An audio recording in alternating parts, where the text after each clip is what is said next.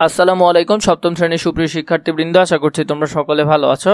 এখন শুরু করব তোমাদের জীবন ও জীবিকা বইয়ের 111 নম্বর পৃষ্ঠা থেকে। এই ছকটি আমরা পূরণ করব। চলো শুরু করি। মূল ভিডিওতে যাওয়ার আগে আপনাদের সকলের কাছে অনুরোধ থাকবে আমাদের যে আরো অন্যান্য চ্যানেলগুলো রয়েছে ওই চ্যানেলগুলোকে সাবস্ক্রাইব করে দেওয়া।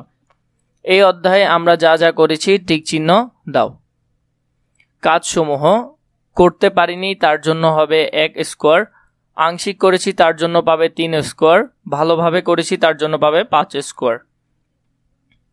পল্লবী ও তার দল এই কেস স্টাডি বিশ্লেষণ করা, এটি আমরা ভালোভাবে করেছি। কেস স্টাডির মাধ্যমে কার্যকর যোগাযোগ দক্ষতার অনুশীলন করা, এটিও আমরা ভালোভাবে করেছি।